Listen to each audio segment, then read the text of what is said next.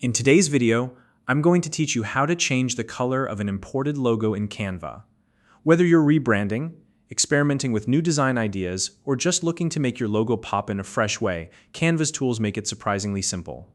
We'll walk through the process step by step, so even if you're new to Canva, you'll be able to follow along easily. And if you don't already have a Canva account, you can use the link in the description to sign up and get started.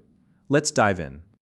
The first thing you'll need to do is head over to Canva and log into your account. Once you're on the dashboard, look to the left-hand panel and click on Upload Files. This is where you'll bring your logo into Canva. Select your logo file from your computer. Canva supports both PNG and JPG file formats. Now, if you have a PNG with a transparent background, that's ideal because it blends seamlessly with your designs. However, if your logo is in JPG format, don't worry, that'll work as well. After uploading, your logo will appear in the Upload section. Click on it to add it to your canvas. Once the logo is on your canvas, make sure to select it by clicking directly on the image. This is an important step because Canva's editing options only appear when the image is actively selected. If you accidentally click away and lose the editing tools, just click the logo again to reselect it. Now, with your logo selected, look to the top toolbar and click on the Edit Photo button. Keep in mind that the editing menu may take a moment to load depending on your internet speed or system, so don't worry if there's a slight delay, just wait for it to appear. When the editing sidebar opens up on the left, click on the Effects tab.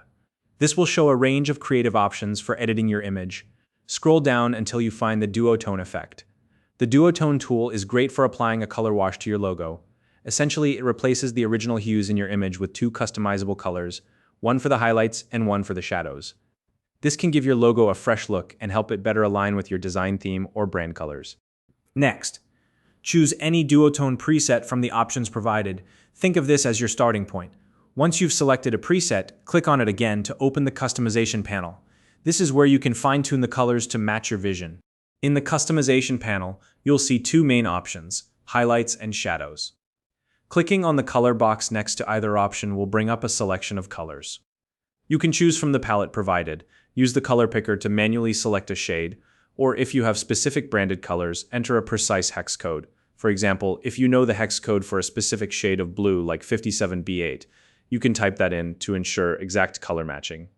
Take some time to experiment with the highlights and shadows settings to get the look you want.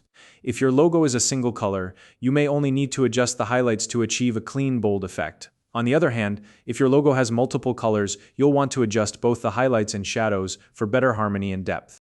Now, as you're experimenting, don't worry if something doesn't look quite right. Canva has an undo button at the top of the screen, so you can easily step back and try again. And if you ever feel like starting over completely, you can reset the duotone settings and begin fresh. Once you're happy with the customized look of your logo, it's time to save it. Canva will automatically save your changes as you work, but to download your updated logo, click the Share button in the top right corner, then select Download.